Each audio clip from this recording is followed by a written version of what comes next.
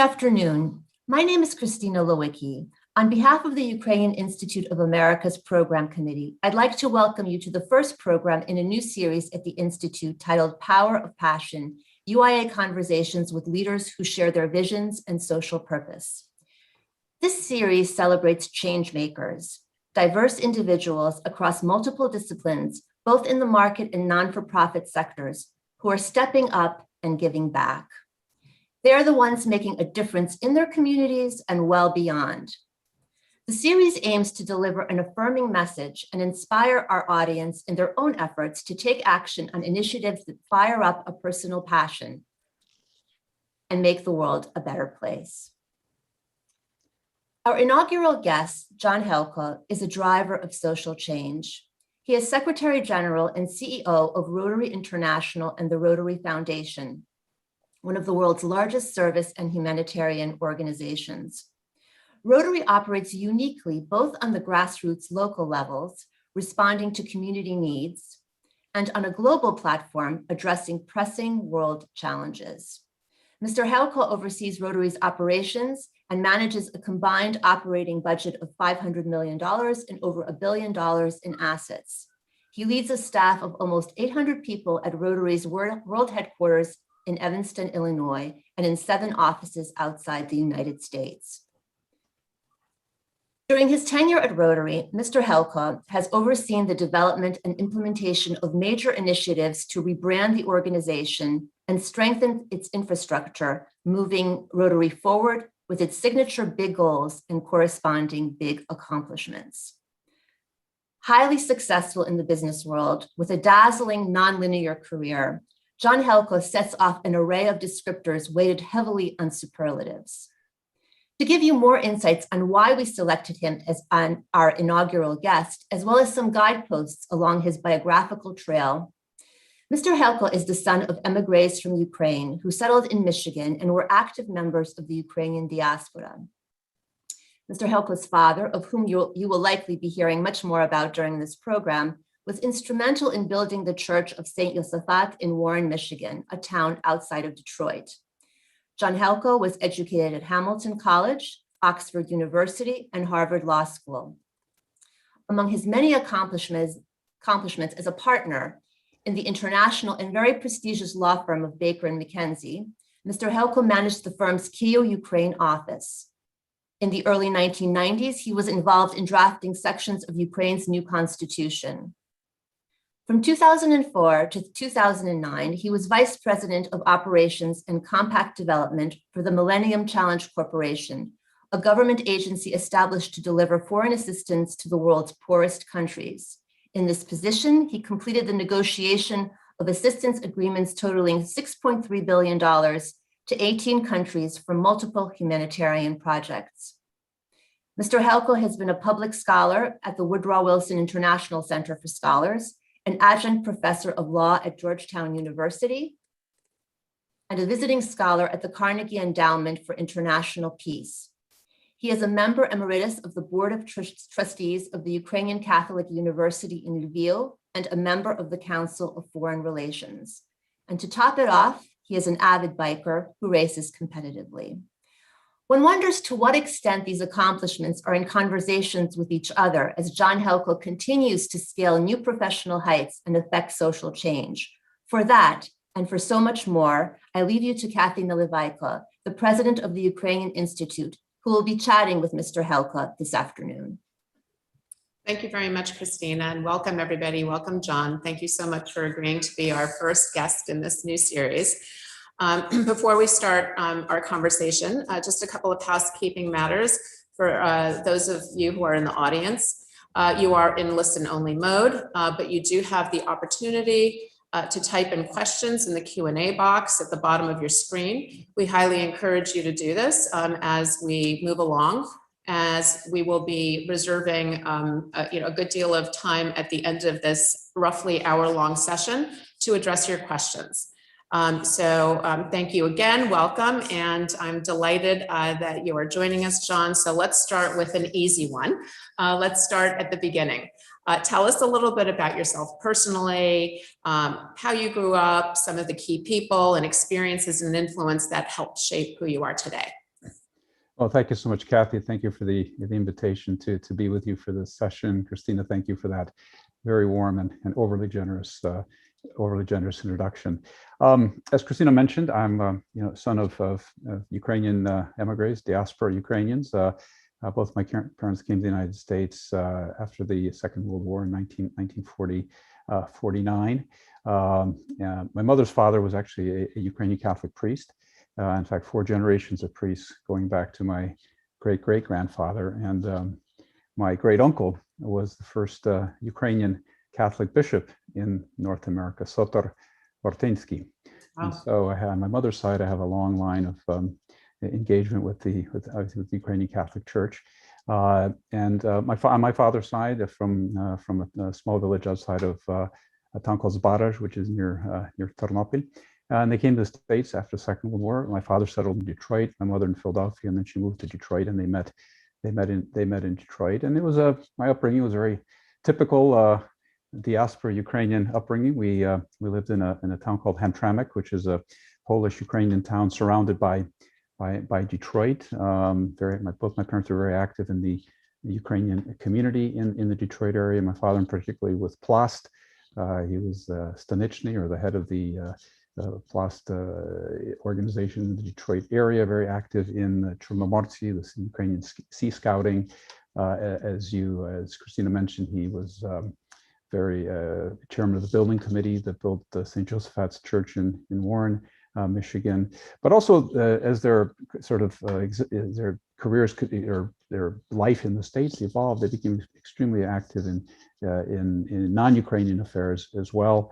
My father, in particular, very active Rotarian, very active as a member of the Plan Commission in the towns that they wound up living in. So, most kids, my generation, Ukrainian Americans, that sort of went to kindergarten not speaking English very well, went through the Ukrainian Saturday school experience, and very, very proud of my Ukrainian heritage, and very proud really of what my parents' generation who came to the States, and my grandparents who came to the States after the war, what they were able to accomplish, the structures that they were able to create, the sort of the ability that they to maintain Ukrainian culture and language in the diaspora, because obviously there was a fear that was not happening back in Ukraine. So, product of the Midwest and product of a Ukrainian diaspora upbringing, which I'm very proud of. I couldn't agree with you more. It is amazing what that generation managed to accomplish here in the United States and in Canada. Similar experience growing up. And so I wonder how much you feel that type of upbringing, being a first generation Ukrainian American, having those examples in your life and in your community where, everybody banded together and community came first, and there was a real sense of social purpose. How much do you feel that influenced your ultimate direction and success in life? Very much so. And I think all of us whose parents and grandparents came to the States after the war, experienced the war, fleeing the Soviets, the whole refugee experience, the sort of surviving the war, brought a real sense of appreciation of just being alive, of being able to continue to do things, an appreciation of the country that they settled in, the United States. And I suspect the same feeling for those who went to Canada and Australia and other places as well. Real love for this country and the opportunities that it gave them, a real sense of community. I mean, you really feel, sometimes it felt a little too much at times, and I suspect some of us have felt that as well, but a real pride in being part of a community, a sense of being rooted in something, knowing where you came from, and the value of hard work, and of organization and giving back. I mean, again, as I said, that generation, I was just amazed at the amount of effort. And I've been going through all of my father passed away last year, 91, but he was prolific at keeping files, and he kept files on literally everything that he was ever involved in or the family was involved in. And I was just in awe of how much time and effort he spent on the church, whether it's the church, whether it's Plast. He was very active in NTSHA, the Shevchenko Scientific Society, the Association of Ukrainian Engineers in the States, very, very active. My mother, Suzu Krinok, and other organizations as well. I was really impressed, and that sort of hit me and stayed with me and stayed with my siblings as well. And I suspect many in my generation experienced similar sort of things. Indeed, actually, I mean, I've been going through a similar exercise going through my father's house, and he maintained very meticulous records. He was in charge of the audit committee at the Ukrainian Sports Club, so I know exactly how much everybody was drinking and whether the the bar bills matched up to what was actually taken in at the register. So, but no, it's amazing, and I think they understood the importance of keeping those records, which we, I guess, as the next generation, have to figure out how to preserve that and how to really give that those efforts their proper credit and their place in history. So moving on to your career, did you know that when you were growing up in Detroit and going to PLOS and going to camp and all these things, did you know you wanted to eventually become a lawyer?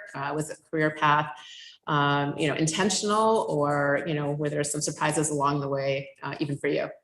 I think it's most young people growing up. I didn't have a clue what I really wanted to do, and I know at least my own experience, and maybe it was not shared by others, but it seemed that there was within at least the Hromada that we were living, there seemed to be a lot of kids are going to be either doctors or lawyers, doctors or engineers, and and I guess some of it, to the extent that's more widespread, it may have been a sense that they were constantly fleeing and moving, and who was able to actually land on their feet, people who were involved in professions that didn't require so much language or country-specific knowledge. The lawyers tended to suffer.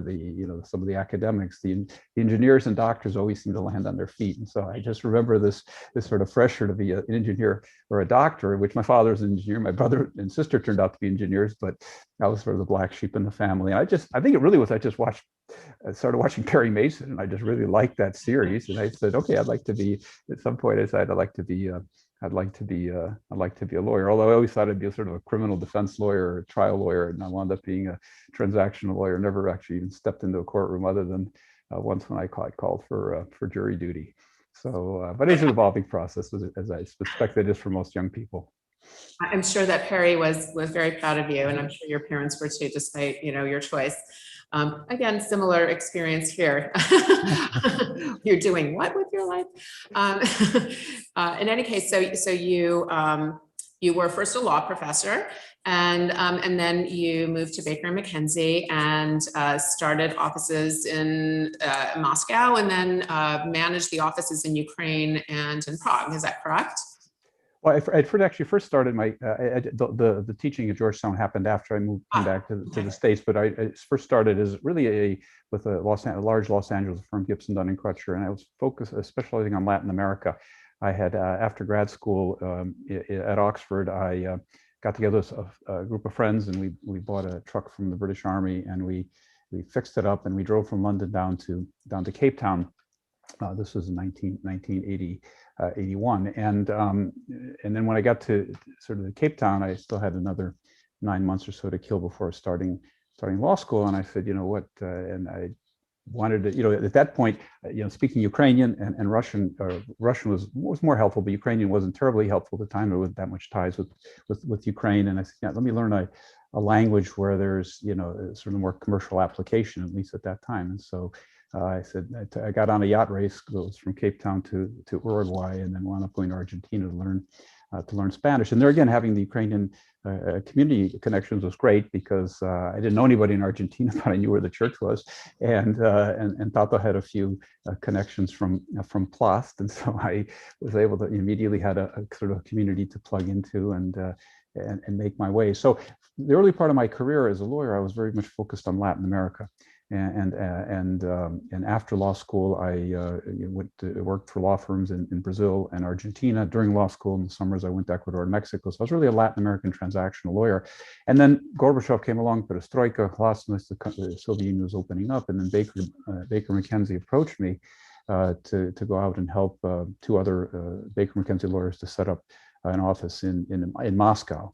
And so my wife is from Argentina. We got married in Argentina, and in December of '89, and 2 weeks later we moved to Moscow. And I like to say she's probably the first and last Argentine to have taken her honeymoon in Moscow in January. And so we were in Moscow for a few years. I was, again, setting up the Baker office. And then I moved to Ukraine. I was working with Bogdan Havrilishin, very well-known economist, Ukrainian, Canadian, from actually based in Switzerland. And he was establishing a advisory council for the Ukrainian parliament, and needed someone to be sort of on the ground to help manage this council. It was well-known Western experts to kind of advise. This is still the Soviet Union. It was still pre-August 91.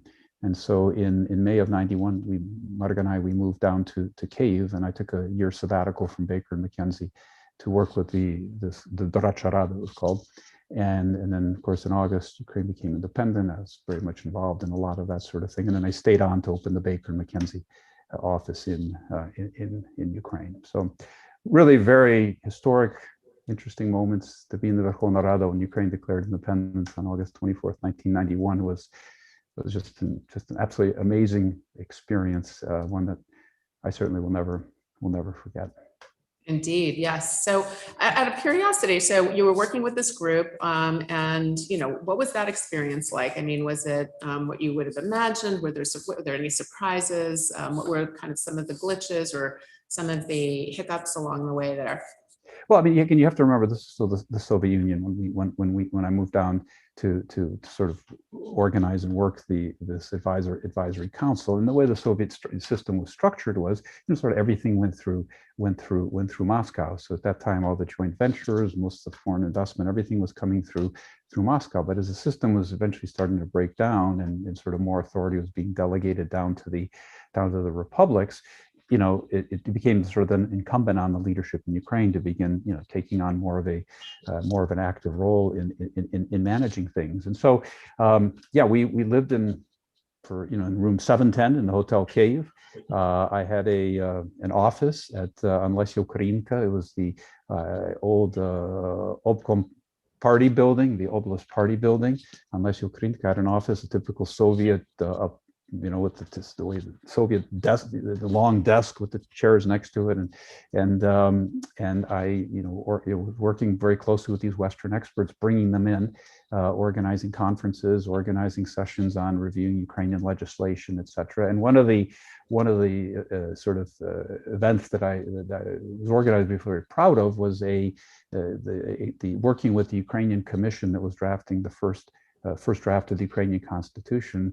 We were able to organize a number of Western experts to come in. We took the Ukrainians and the non-Ukrainian experts to Prague, to the Central European University. It was based in Prague at the time, and then moved to Budapest. And we, we locked ourselves up for 5 days and hammered out the initial draft of the Ukrainian Constitution. The final one that was later adopted was very, very different, but it was fairly radical, very progressive, and it was just kind of felt like sort of 17. Whenever they're drafting the U.S. Constitution, you sort of have, do we do this? Do we do that? And it was very, very interesting experience, to say the least. And so, what were some of the fundamental tenets that were important, at least in that initial draft? Well, I think the issue is what was going to be the conceptual approach of the, and this is actually, frankly, a problem that Ukraine faced in a lot of the drafting of that early legislation, because I was very much involved with the group that was drafting the anti-monopoly legislation, the corporate law,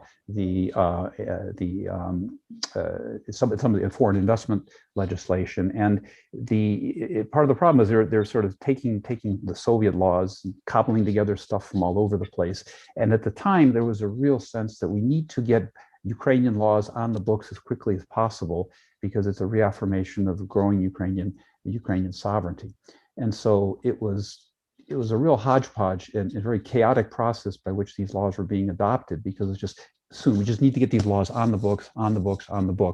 And so that initial slew of legislation that came out wasn't terribly good, in my view at least, because of the political environment in which these things were being adopted. And of course, at the time, the Verkhovna Rada was politically controlled by the communists. The Narodna Rada, which was the sort of the democratic faction, it had maybe 25% of the deputate.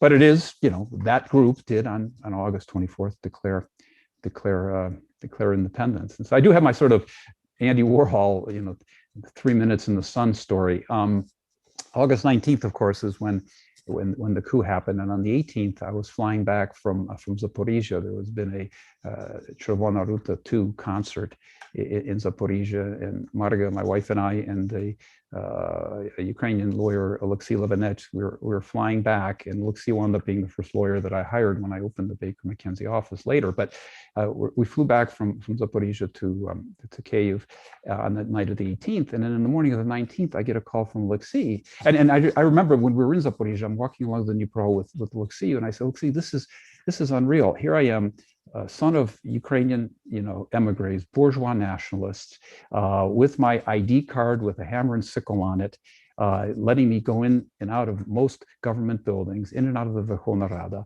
I go, this is unreal. How can this be? There has to be some counter revolution. There has to be some pushback on this.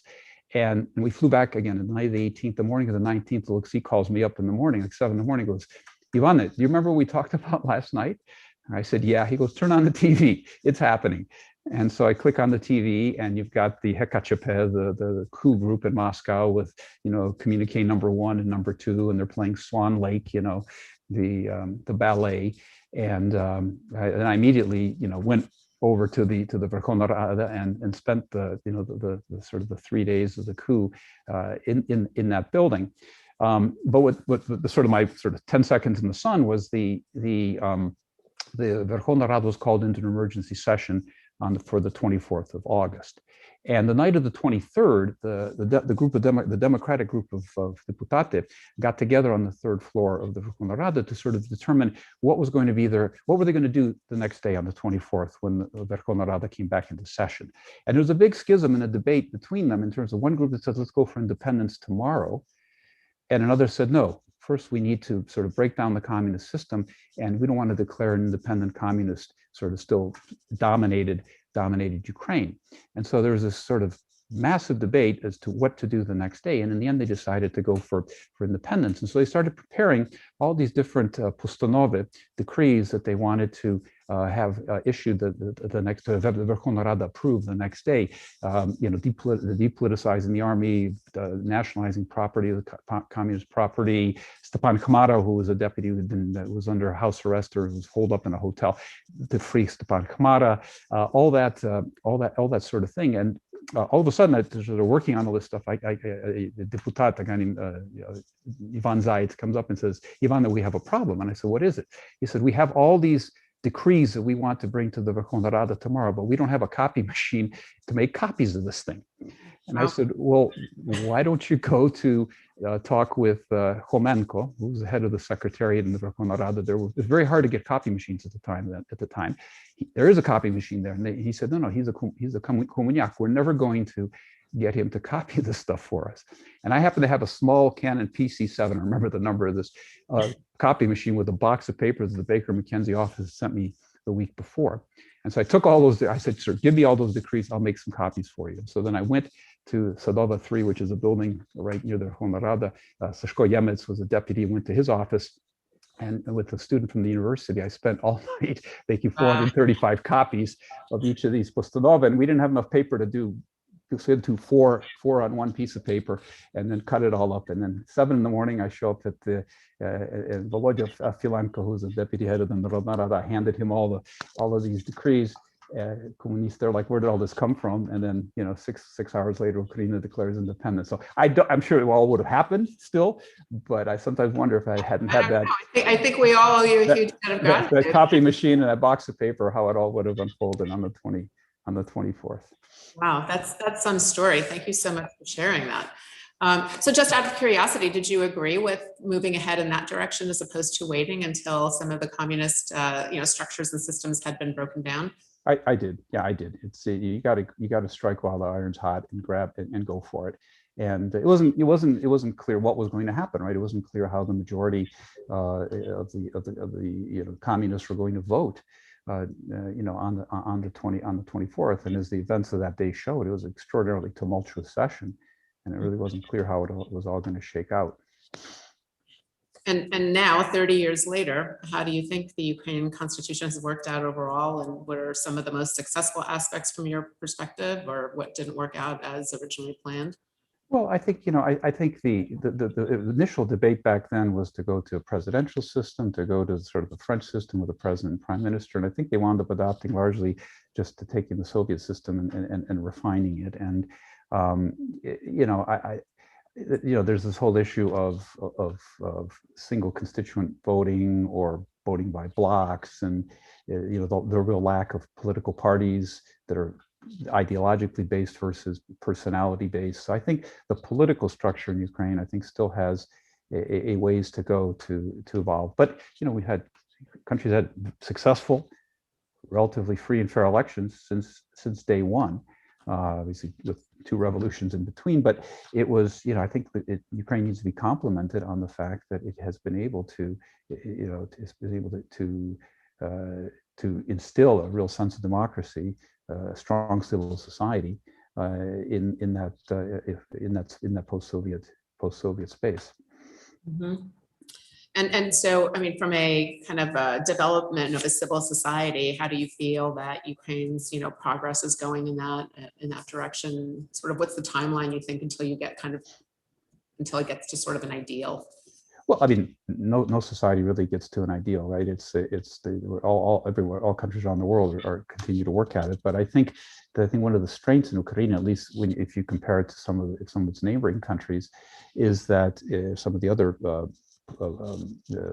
ex-Soviet republics, is that Ukraine was able to develop a very strong and vibrant civil society, which you saw manifest itself in the Orange Revolution, in the Maidan, where you had a sector of society that the people could trust, could rely on. And in fact, it's been reflected in the growth of Rotary, the organization I currently run. We're seeing significant, especially post-Maidan, significant growth in Rotary, because people are realizing that, it's what are the institutions we can trust, who's actually getting things done, and who's doing things. And I think civil society is playing a huge role. Ukraine played a huge role, and will continue to do so. And we're seeing it in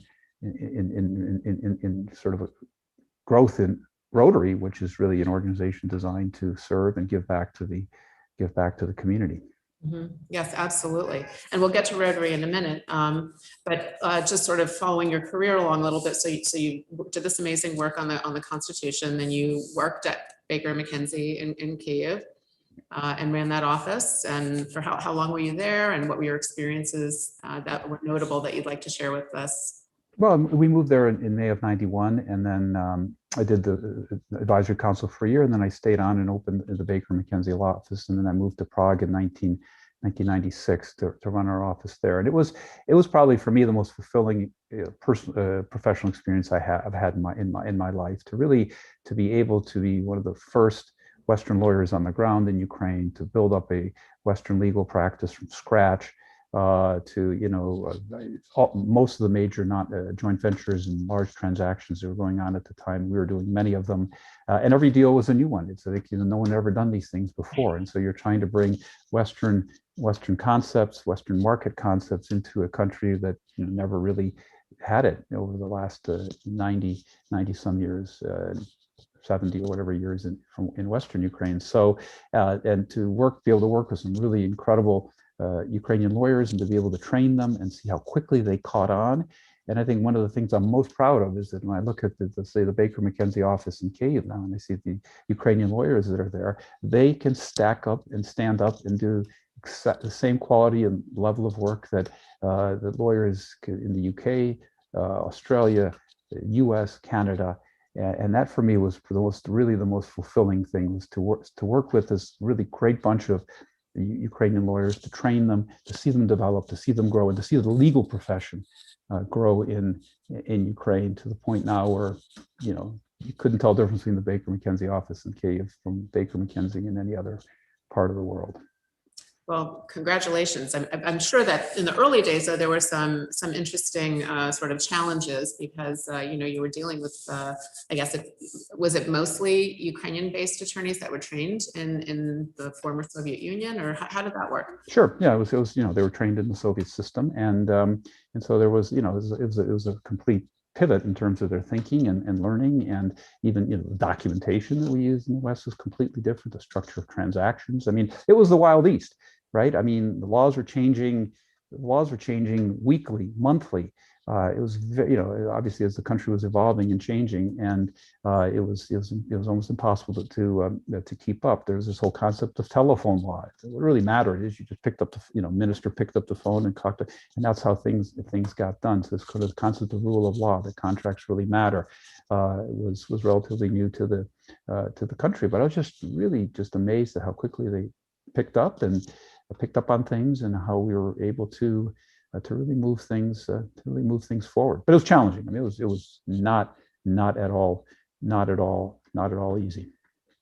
And so do you sort of stay on top of what's going on there now in terms of, where the challenges are in the legal system at this point, and, kind of what happens when things go to the courts at this point? Well, I mean, less so. I mean, I stopped practicing law when I went into the Bush administration back in 2004. So I'm a little bit removed from it, but I do. I was very proud of my tenure, that I was able to be a senator, a member of the board of trustees of the Ukrainian Catholic University for 7 years. I was traveling back and forth quite a bit for UKU matters, and it's a completely different country from May of 1991 when I moved there. Our daughter was working and living in Ukraine for a year and a half, a couple of years ago, and we went to visit her, and she's taking us all around Kyiv, showing us. It's a completely different experience, a completely different existence. We were, that first year we would take a night train, because it's very difficult to to buy stuff in Kyiv. We would take a night train up to Moscow, overnight train on Friday night, show up on Saturday in Moscow, go to Stockman's, and there was a couple other hard currency stores in Moscow, stock up for the month, load it all up, take the train back Saturday night, and show up in Kyiv on Sunday. Well, those days are, it's like completely different planet now, so. Well, that's all good news. Absolutely. So you mentioned, going to work for the Bush administration. Tell us a little bit about your decision to head up Millennium Challenge Corporation, and your experience there, and sort of how that leveraged on your prior experience, or took you in a completely different direction. Well, I had, after Kyiv, we moved to Prague, and I ran the office there until 2001, and I always wanted to come back and do government service in the U.S. I really wanted to give back to the country that had really opened its arms to my parents and grandparents and so many other displaced persons after the Second World War, and to really give back. And I'd done well financially as a lawyer. As I said, okay, it's time to really try to do something different. So I moved back to DC. I took a year and worked as a visiting scholar at the Carnegie Endowment for International Peace in Washington, and I was really just looking to get into the administration. And then I heard about this new agency that President Bush and Congress were setting up called the Millennium Challenge Corporation. And it was a U.S. government agency designed to deliver U.S. foreign assistance in a sort of a new and innovative way. The principal vehicle through which the U.S. delivers its foreign assistance is USAID, U.S. Agency for International Development. And MCC was meant to be sort of a complement to AID, and to deliver that aid in a slightly new and different way. And so I was one of the first group of whatever it was, 20 that was brought on board to stand up that agency. And I sort of wasn't involved in the legal part of it. I was sort of the chief U.S. negotiator for these various agreements that we were going to be entering into with the partner countries that we were working with. So my job was to explain the program to the countries we're working with, negotiate the deal, and then implement the transactions once they were signed. And so it was a great experience. We made a huge difference in the countries we worked with. I was able to move about $6.3 billion under my tenure to 18 countries. And I think what's one of the great legacies that President Bush left behind was MCC, and then PEPFAR. the AIDS initiative in Africa, two really very important signature initiatives that President Bush left with respect to international development, global health, and I was very proud to be part of. Indeed, that is quite the success And story. it's not every day you get to stand up a federal agency from scratch, so that was kind of an interesting experience. And so now, while you were still in Kyiv, I believe that it was your father who introduced you or asked you to join the Rotary in Kyiv or start the club there. Why don't you tell us that story? Yeah, my father was very active. In addition to a lot of Ukrainian organizations in the States, he was very active in Rotary. And so as the Soviet Union was falling apart and Ukraine became independent, his club in Michigan and several other clubs got together and formed a group to try to open up a club in Kyiv. Now, there had been Rotary in Ukraine, in Western Ukraine, prior to the Second World War. There had been clubs in Lviv and other places, which were obviously shut down once the Soviets took over after the Second World War. So the sort of, in a sense, the Lviv club was sort of reconstituted, and then the first club in Kyiv. So he called me and said, "Ivana, can you help us help the group that's trying to set up this first club?" And so I got involved in that and became a charter member of that first club in Kyiv, and it was a really great experience. And so again, there's always this the Soviet mentality was, what can I get versus what can I give, right? The Soviet system was all about, what can I get? How can I work the system? What will the government give me versus what can I give back? And so Rotary is all about giving back, not getting. And so in those early days, it was a bit of a challenge to instill that thought process that you're joining to give back, not what can I get out of it? Because that was always the first question they'd ask. Well, what would I get out of it? How's it going to help me personally? Well, it's really not all about. It's about giving back. And so it was a great experience, and it was my first sort of exposure to Rotary through my dad and setting up that club in Kyiv. And so then after working, I think we're going to get a photo of your dad. Yeah. We have to give him his credit, and Sure. It all started there in many ways. So what was Papa's name? Lubomir. Lubomir, thank you for raising such a great humanitarian and for getting him involved in all these awesome initiatives. So your dad introduced you to Rotary, and then you left Ukraine, you went and worked on MCC, and then how did you wind back up at Rotary? Well, after I finished, I was a political appointee. So when President Obama won the election, they asked me to stay on till July of 2009, and then I left. And I sort of said, okay, what do I want to do next? And I wasn't sure. I didn't want to go back to practicing law. I'd sort of been there, done that, and so I took some time off and sort of reflect and think. And then all of a sudden, out of nowhere, I get a letter from my dad, and he was a very avid reader of the Rotarian magazine, the magazine that the organization puts out, and he was read it cover to cover every month, and he saw in there that they had an advertisement that Rotary was looking for a new general secretary, a new CEO. So he rips the page out of the magazine and he writes across the corner in half English, half Ukrainian, you should check this out. I think you'd be a good candidate. And so he mailed it to me, and I looked at it, and I hadn't even been thinking about Rotary, and I said, well, this is interesting. And I saw that the headhunting firm that Rotary was using was the same firm that we had used when we were standing up MCC, because we had to hire a lot of people very quickly. So we used an outside firm to give us a hand. So I called the head of that firm's office, and I said, Charlie, I just got this thing from my dad about Rotary. Do you know anything about this thing? He goes, oh yeah, I'm running that search. I hadn't really thought about you, but now that you called me, I think you'd be an ideal candidate. Why don't you send me your CV and we'll see what happens.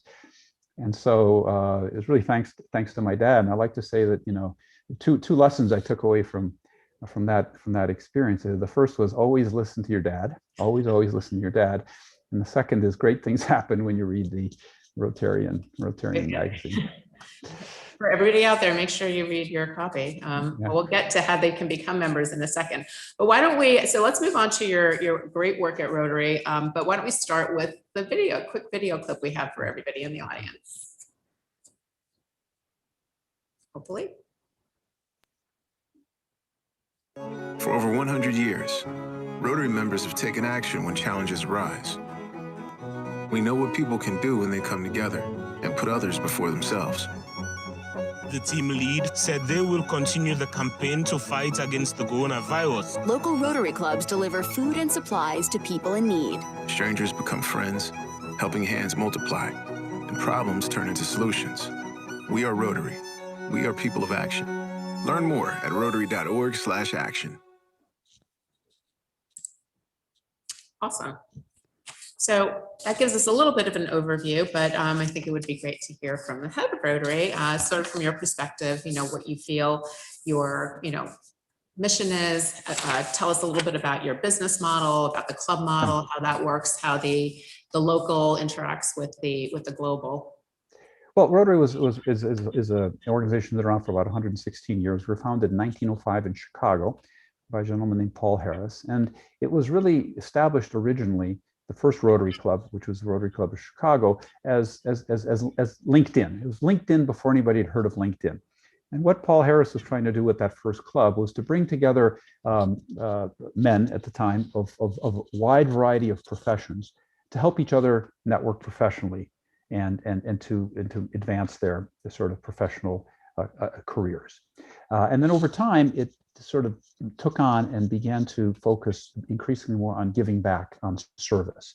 And so, the first project of the Chicago Club was to put in place public toilets in downtown Chicago. And there was obviously the giving back to the community piece. There was also the kind of mercantile piece, and that many of the Rotarians owned businesses downtown. They wanted to make sure people stayed downtown to shop. And so there was a sort of a dual purpose with some of those first projects. But eventually, the service component became extremely important in Rotary. And today, I'd say it's an organization that sort of is a kind of intersection between commerce and cause. So you would join a Rotary Club, and we have 1.2 million Rotarians today around the world. 75% of them are outside the United States now. So we're truly a global platform, 1.2 million in over 200 countries and geographic locations. We're organized around clubs, and we have 36,000 clubs, and they vary from size from 25 to 600, depending on the city and the town, et cetera. We're in almost every community in the world, and it's really the sort of today it's the intersection between commerce and cause. So you would join Rotary to have a good time, meet great people, perhaps network professionally, but also to give back to your community, whether it's at the local, the national, or international level.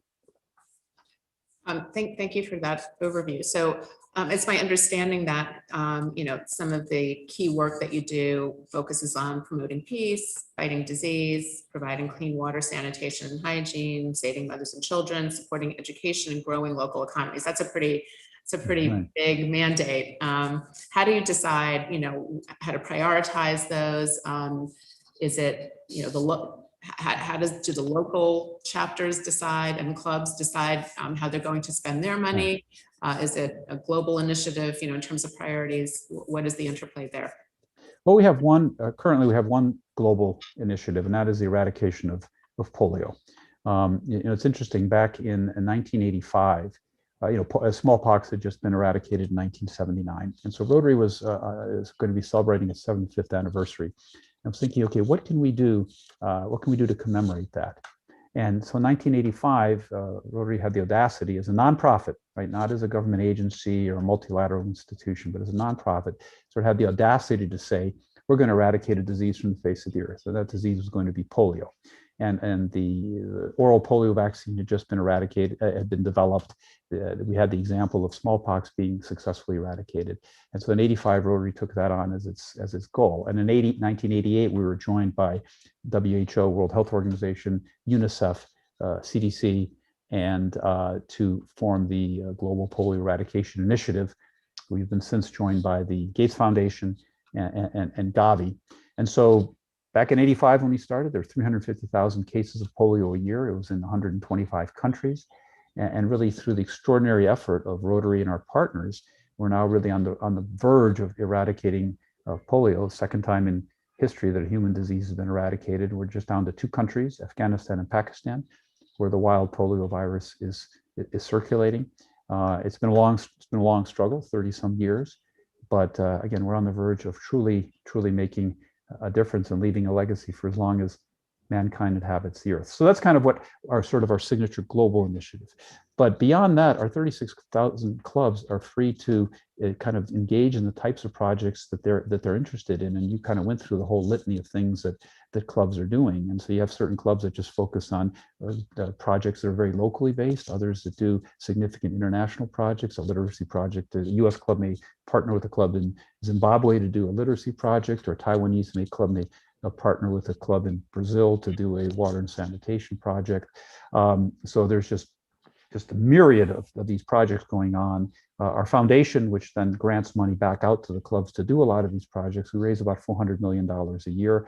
150 million goes toward polio, and then the remainder goes back to the clubs to do things. And clubs also raise their own money that they don't give to the foundation for their own project. We also run one of the largest youth exchange programs in the world.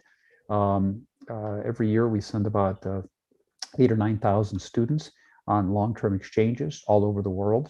And it's not just, US to somewhere else or somewhere to the US. To the contrary, it's, Taiwan to Brazil, it's Nigeria to Netherlands, and it's all over. And through the decades and decades, we've really impacted the lives of, hundreds and thousands of young men and women who've been able to do a year of secondary school education in another country, learn another language.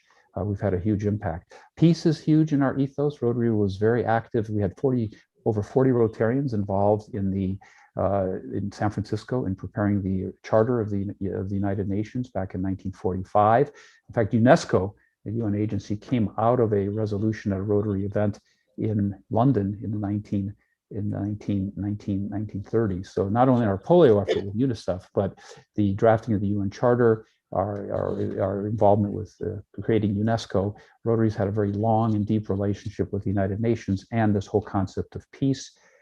We give 50 full-time scholarships, full ride scholarships every year for students to do master's degrees in peace and conflict studies. And we also give another 50 scholarships for students to do short-term peace and conflict studies.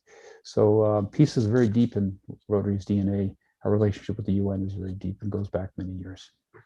Well, that's amazing. So you mentioned, your involvement with youth and these youth exchange programs, which again, I would imagine, sort of hooks somebody when they're young or younger. Right.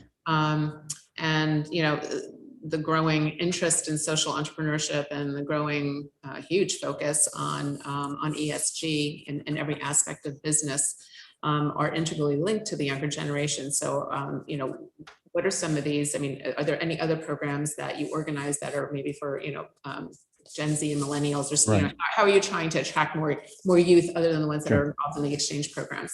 Well, we have, as I said, there are 36,000 Rotary clubs, 1.2 million Rotarians, but we also have what are called Rotaract clubs. And these are clubs that are organized for young men and women between the ages of 18 and 30 and 32. And so we have about 250,000 Rotaractors around throughout the world. And they're, again, organized around the concept of service. And we have two types of those. There's university-based Rotaract clubs, and then there's community-based. In the US, they tend to be more university-based. And in places in Europe, for example, India, they tend to be much more community-based.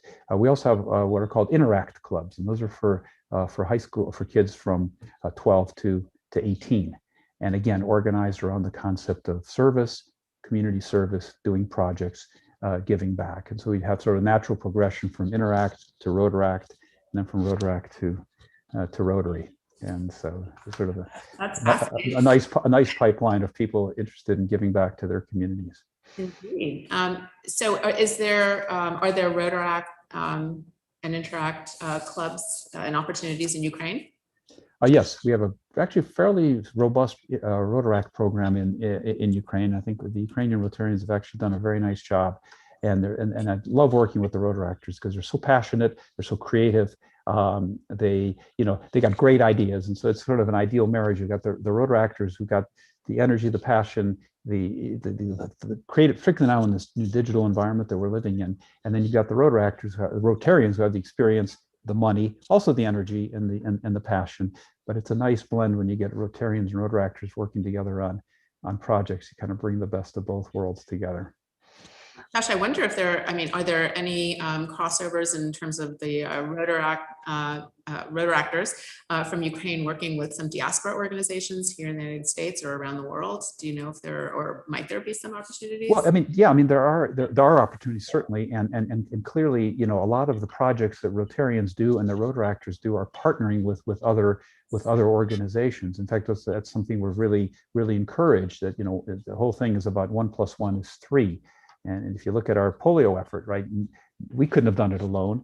Gates could not have done it alone. UNICEF, WHA couldn't have done it alone. CDC couldn't have done it alone. It was really that partnership of bringing all these different elements together, with each one having its own clearly defined role under a unified strategy that really allowed us to be on the brink of, you know, really eradicating polio, and probably represents one of the most successful public-private partnerships in the area of global health ever. And similarly, that happens at all levels, right? To the extent you can partner with other organizations, bring their skills together, you really get a multiplier effect and get a much better result and more bang for your dollar or yen or rupee if you're really leveraging the skills of a number of organizations working together. And so the polio initiative started with Rotary. Who was your first call? How do you decide who your partners are going to be, and how do you put a committee together? Like, what did you do? Oh, for polio?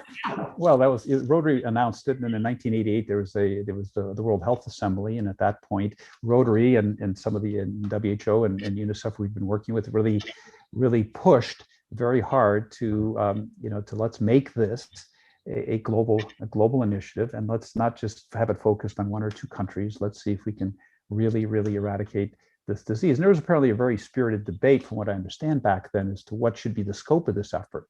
And it was really, from what I understand, Rotary that really pushed very hard for, hey, let's go all in. Let's go all in and really let's try to eradicate the disease. I don't think any of us really understood the challenge that would represent and how much money it would take and how long it would take.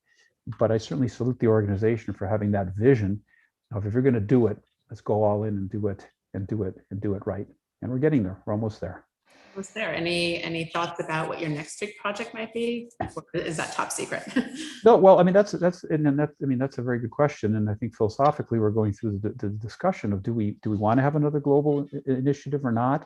I personally think we do need one. I think it's put our organization on the map. It's put us to work with fantastic globally recognized partners to make a real difference. But the challenge is that, you know, we need to get polio eradicated first. So we can't really. We want to take our eye off that ball, but we do need to beginning to think now about what the next one should be. And I think Harvard Business Review asked me to write a piece a couple of years ago about how was it that you were able, Rotary, 1.2 million Rotarians all over the world, were able to stay singularly focused on polio for the last 30 some years. Right, it's quite a feat. You know, and it's not an easy thing to achieve. And I said, well, I think there are 3 characteristics in the polio effort that I think would need to be present in any future global effort that we were to have, or any nonprofit, or any organization for that matter. And the 3 elements were: 1, polio was something that was real to almost every Rotarian in the world. It was not some exotic, way off disease. Back in 1985, we had 125 countries with polio. And so it was real to just about every Rotarian. They knew someone who had polio. They may have had it themselves. It was still rampant in their communities. So it was real. It wasn't exotic, and it wasn't way off somewhere. Second, because of the oral polio vaccine, which is what's allowed us to do this eradication effort, you just put 2 drops of polio vaccine in a child's mouth. Anybody can be a vaccinator. You don't need to be a health professional. So you had hundreds and thousands of Rotarians going around the world participating in these vaccination campaigns and really making a difference. And I know when I went on my first immunization day in India, I was in the slum outside of Mumbai in this shack, and all these mothers are coming in with their children, and I'm putting 2 drops of polio vaccine in their mouths. And, you know, for me, it was still very much an academic exercise. It was kind of an intellectual exercise. Yeah, we're eradicating a disease. I'm putting these 2 drops in their mouth, these children's mouth, and I look out the window and I see 4 kids crawling across the street with polio. And at that moment, it became for me a cause. It became deeply emotional and deeply personal. And you had hundreds and thousands of Rotarians going around the world doing this, who had similar sorts of experiences. So through that oral vaccine and the ability to participate beyond check writing, you created this army of impassioned Rotarians who were able to stay the course for 30 years. And then the third was, there's a clear end game, right? We can measure whether polio has been eradicated or not. it's objective. We either have polio or we don't. And so what's out there that meets those three criteria? I don't know, and that's going to be our challenge to find it.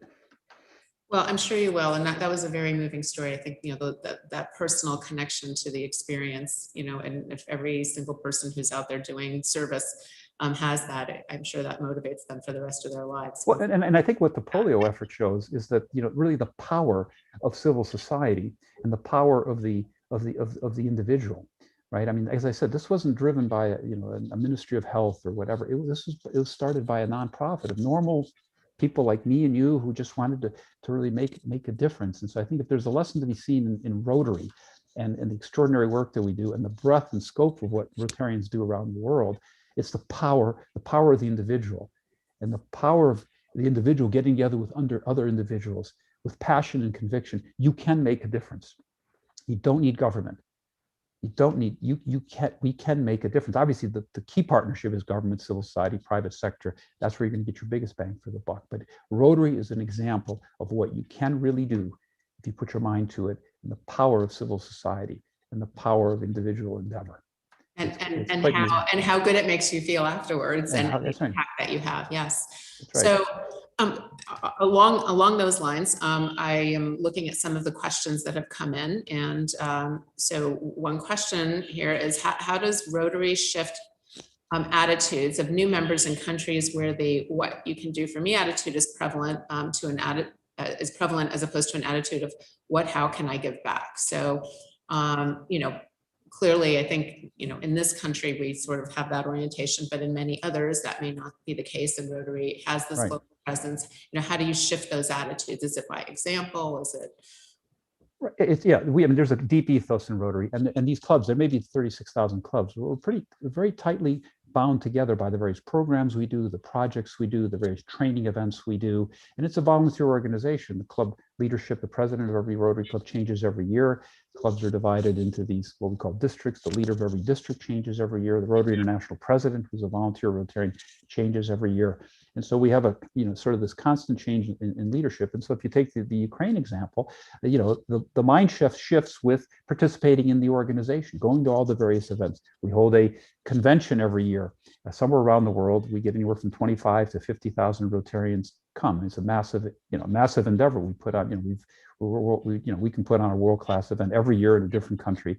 It's quite a show. And so Rotarians from all the world come and attend these. They see, they feel, they soak up that culture and that ethos. And so it's a gradual process. And so I look at what's going on in Ukraine, what it was like in '91, and what's now. It's a complete sea shift. I mean, the work that the Rotarians are doing, the projects are involved, and the difference that they're making is really great. And the culture is one of giving back, but it takes time. And you're right, it's the experience, it's seeing, it's by example, it's getting absorbed into that broader global infrastructure. Yeah, I think just the example piece of it is huge. People see somebody else doing it and they're side by side. It does make a huge difference. So another question from the audience. What are some lessons that you'd like Ukrainian American organizations to learn from Rotary? That it is to think big and to not be afraid of large challenges. It's, I think there's probably, that again, I go back to the polio example, that it's if you think big, if you're persistent, it can happen, and things can occur. I also think it's again, it depends on what the goal of the Ukrainian organization is it's really continue working with the Ukrainian community here in the States or in Canada or Australia, wherever it might be, or is it to work with Ukraine, or is it to do a little bit of both? I think at Rotary, we've been able to really find that sweet spot between local and global. So when you join a Rotary club, you have a very local experience because you're meeting with fellow Rotarians that live in your community. You're perhaps doing global or local projects, but you also have the opportunity to participate in something global like polio eradication or global cross-border projects by working with clubs all around. So we were able to find that nice blend between local and global. And so I suspect for the Ukrainian organization, again, it depends on what their mission and their goals are, But I think having a blend of working on matters, Ukrainian matters in the States, or as well as something tied to Ukraine, to give your membership a little bit of a flavor of both, I think is probably fairly appealing. But again, it depends on what the goal of your organization is and what you're trying to achieve. Thank you. I think thinking big is definitely something that we could all use. You know, don't be afraid and think big. That's great advice. A few more questions. I think we have a little time left. This one is a really long question, and I'm trying to pay attention and read at the same time, so I may not quite get it right, but I think I'm getting the correct sense. But somebody recently participated in a Rotary webinar dealing with peace initiatives in Georgia, when the district governor for Russia began by talking about the common history of Russia, Belarus, Ukraine, Georgia, and Armenia, and called them and us all brother nations. And so the question is, given the four-way test of Rotary, how much longer do we have to put up with this in a post-colonial world, a Russian Moscow imperialist view of our history? Right. Let's say, you know, Rotary is we're a non-political organization. We don't take political sides. Rotary is all about building bridges across cultures, across ethnicities, across regions, and so you know, we certainly, as a corporate global policy, strongly discourage Rotarians to wade into emotional political issues. I mean, we're about building bridges, working together, and I think the vast majority of Rotarians do. That's why you join Rotary, because that's what you believe in. But we do live in the real world, and there are obviously tensions throughout the world between ethnicities, countries, religions, etc. And I think the challenge of Rotarians is, how do we get past all that, and how do we work together for common goals and for a common good? So yes, all those ethnic differences exist throughout the globe, and I think the beauty of Rotary is that it's one of many other organizations, similar or other organizations, whose stated purpose is to let's really try to bridge those differences. And so, and we certainly do encourage our district governors not to wade into emotional political issues, but instead focus on how we can bring people together. Well, that's a great way to summarize things. We have a couple of fun questions, so I save those for the end. You may have a job offer waiting for you depending on how you answer this question. Is Rotary your calling for the rest of your career? Oh, I take it sort of day by day, year by year. I've got a couple more years left on my contract, and I certainly intend to finish out the contract, and then I'll see whether Rotary is interested in having me continue, and I'm interested in continuing. But right now, it's been a great run, and I'm certainly enjoying it, and will continue to enjoy it. It has indeed been a great run. We hope you continue at the helm for everybody's sake for a long time. Now, another fun question. Let's see. There was somebody who was your neighbor in Kiev, and is asking, what do you recommend people read who are interested in learning more about Ukraine in the early 90s? And it's from your neighbor a few floors away in Hotel Kiev. Oh, okay. There've been a number of books that have come out. I don't have a specific. Your diary. Well, actually, I've been using a lot of this sort of lockdown to try to get through my own papers and personal stuff, and I've got a lot of cool material that I was able to tape and keep. And so if I ever get some time, I'd certainly like to sit down and jot down a few thoughts. Maybe there's a book down the road coming from you. There we go. Okay. So before we wrap up, can you tell us one fun fact about yourself that we wouldn't know if we didn't Google you? I mean, if we did Google you and it wasn't there, something. I really enjoy stamp collecting. Oh, wow. Okay. Is that something you inherited from your father as well? Yeah. I don't know. He